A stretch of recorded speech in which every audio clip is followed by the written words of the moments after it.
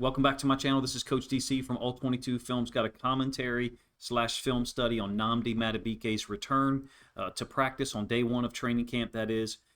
It's a huge development, even though obviously the first couple of days they're going to be in shells, meaning helmets, no shoulder pads, and just shorts. They've built great depth along the defensive line, but there's really only one Madubuike, and what I mean by that is a guy who can be dominant against the run, impact plays moving laterally in one-on-one situations or zone combos. But then in the pass game, he's got great technique along with his strength. In addition, he's got versatility post-snap. Here he's running a pick stunt with Pierce in that dominant Week 7 win against the Lions in 2023. So it's a stunt. Basically, he's the guy who's running the pick so that Pierce can loop around. This is predetermined here, if you ask me. Some cases, it's a read. And the read basically would be if the center steps away from you, then you're going to set the pick, and the other guy is going to loop around. I think this is predetermined here. My point in showing you that is the powerful nature that Madubuike plays with, able to get between Jonah Jackson and Frank Ragnow, two really high-level offensive linemen. Of course, that was the year Madubuike has 13 or 13 and a half sacks, right? It's also the last time that Anthony Weaver was coaching the defensive line here. Powerful, explosive player who's a finisher. He can win at the beginning of the play. He can win 1.5 seconds into the play. He can win 2 or 2.5 seconds into the play. He's essentially like a combat sports athlete who retains his power, his knockout power, throughout the 12-round boxing match. 5.5 sacks in 2022. Before that breakout season, Mike McDonald's last year here in Baltimore, 6.5 sacks in 2024. He's got a career number of 30. I think his return lifts the spirits of the fans. It certainly did for me. I was a little bit caught off surprise. Feel free to let me know in the comment section if you were. I didn't expect it to happen necessarily on day one. It's not just the stats or the production. It's the versatility of usage, the wide array of things that he can execute. Weaver and Mentor, they're going to be able to move guys around in pass rush situations. Here we've got a mug look. Kyle Hamilton, would technically be the 7th guy here up at the box as a potential rusher. They're going to drop 3 of them out, both inside linebackers and Hamilton. It goes without saying that this is a big deal for 2026 to get him back, at least for practice, see where he is. With the D-line group that we've got, right, Mike Green, Tavius Robinson, Trey Hendrickson, Zion Young out on the edge, Madubuike, Travis Jones, Calais Campbell, among others. There's other guys there competing for time or even competing for roster spots. I love the fact that Madubuike has organic wins where he's just released to rush, or if he's asked to execute something like that pick stunt I just showed you against the Lions, or in this case, we're trying to get the Steelers to slide their offensive line to the right-hand side of the screen, and that's what they do. And so Van Noy ends up in a one-on-one with Warren, the running back. Van Noy jumps to the inside. Madubuike has to adjust. The inside rush won by Van Noy, but obviously wasn't able to finish him off. It's a 3rd down in that 2024 wildcard playoff win over the Steelers. It's not about just his stats and his production. It's about you can put Madubuike, in my opinion at least, it's about you can put him anywhere, and he's got the technique and the understanding and awareness to be able to execute stunts, delayed rushes, if you will, a fantastic development, if you ask me, to get him on the field on day one. I think one more play from 23 here, and then I'll move on to 24 and 25. Really just using the film as a platform to tell you what I think about his return. Basically, the D-line now, I think, is a source of strength. Realistically, it should also be mentioned that was Weaver's last year here, 2023. That coincides with Madubuike getting 13.5 sacks. You're now talking about Calais Campbell back in Baltimore, Weaver back in Baltimore. We drafted Zion Young, and Madubuike returns on day one. Really exciting time, if you ask me, to talk about the depth, being able to kind of swarm or rotate guys in and out, very similar to what the Seahawks did last year in their Super Bowl run. And I think we should also compare it to or mention the Philadelphia Eagles and their 2 trips to the Super Bowl. This is a mirrored image, or the inverse, I guess I should say, of what I showed you with the first play. So now, instead of Madubuike running the pick stunt for Michael Pierce, Queen was brilliant at this. The Ravens have really, if you ask me, manipulated the Seahawks offensive line by taking Pierce across the midline and gaining the center's attention. And then as a result, now they've isolated the guard on Madubuike. Madubuike is also expert at stuff like this in grabbing and really holding the frame and almost catapulting himself with Queen and the guard's momentum. Fant and Charbonnet, the running back and tight end who were set up in the backfield, they're now dealing with Queen, and Madubuike loops underneath, overpowers the tight end. Complete mismatch. It's an occupy rush from Pierce, essentially occupy the center, isolate the left guard. The tight end nor running back is going to be able to handle Madubuike. We're getting really a 2-for-1, almost 3-for-1, if you will. My point is, we're not just talking about a guy who's technical in one-on-one situations, who's very powerful and explosive and strong. He's also got versatility post-snap with how he can be utilized. Running the pick, being the beneficiary of the pick here, or the delayed rush for the sack against Russell Wilson, like I showed you in 2024. Just as big, if you ask me, is his ability to stop the run. He's been really good against the run from the time he showed up in Baltimore. I really first began to notice how dominant he could be in, I believe, a 2021 regular season loss to the Packers in Baltimore. When he's a 3 technique, which is what you see here off the right-hand side of our screen, and you try to run the ball to his side, he's very difficult to deal with. You can't reach him, very difficult to combo, and you're not going to expand him a whole lot. He's been a spectacular run defender for years, in my opinion. This is a good example. It's a one-on-one with the left guard who's going to step to him, like I said. Can't reach him, can't expand him. Madubuike's got great hips and anchor. He'll get his cleats in the ground and then basically put a stop sign up with contact from the opposing offensive lineman. He can get his cleats in the ground. We're talking about right here, and then jump back to the inside to make the play. I think it ends up being a 3-yard gain. He's just a terror if you try to run to him. That's why over the years when Madubuike's been on the field, so many plays have been run away from the 3 technique. And in addition to that, you can't scoop him. That's a difference that kind of showed up early in 2025 when I felt like you could kind of see that something wasn't right. Meaning this run play that I'm showing you now is to his side. I'm going to pause this for a moment and talk about a run play away. You can't scoop Madubuike when he's healthy. Scoop means the backside tackle cuts him off. Now, these guys are all going to be working laterally, right? They're all going to be working right to left on our screen in this fictitious play that I'm talking about, Kenneth Walker III running to the left-hand side of the screen. Last year, weeks 1 and 2, saw him scooped a little bit more often and kind of put 2 and 2 together once the injury was announced and he went out, that something just didn't look the same. Justin Madubuike can't be reached, can't be scooped, rushes the passer extremely well. We paid him a lot of money for good reason. It's very simple. He wins in one-on-one matchups against NFL-level guards.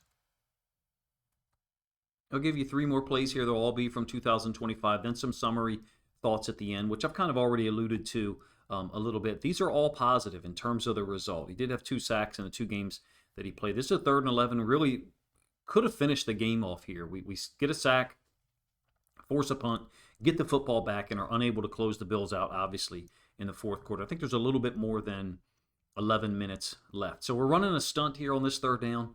Madubuike is going to go upfield first. The guard really is going to shove him to the outside. Talking about the left guard, pushing him into the left tackle. Owe working underneath. So you get an idea about the stunt. Number 1, when I say that he wins against good players, this is what I mean. The left tackle for the Bills, think Dawkins, really highly regarded. I don't hold him in the same regard as other people. I think he holds a lot and gets away with it. This happens to be one of them, if you ask me. But it doesn't matter. Madubuike can win against good offensive line talent. In this case, the left tackle, who's been an All-Pro, I think, been a Pro Bowler, even when those guys hold, like you see here. His return is an extremely important development because of the improved depth that we have along the defensive line. The athleticism, ability to get to the quarterback. Trey Hendrickson, Calais Campbell, obviously very accomplished as pass rushers. Improved coaching, we hope, with the return of Anthony Weaver, and then head coach, play caller in Jesse Minter. This is his other sack. It'll be a pump fake. And this is the larger point here for me about Madubuike. and the whole D-line group. We have the ability to rely on four-man rushes so we can retain that coverage versatility, force the quarterbacks to hold on to the ball longer, and that's exactly what Joe Flacco does here. I think it's Buchanan will do a really nice job of getting in the window of a route that's between the hash and the out top of the numbers at like the 2 o'clock position on your screen right here. Madubuike gets a little bit longer to rush the passer against Wyatt Teller because we're in the window.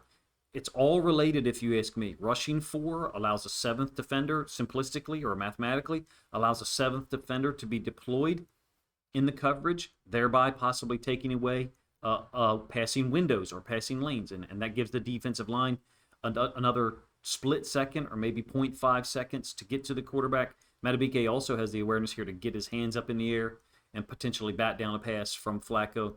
He plays through contact and to the quarterback.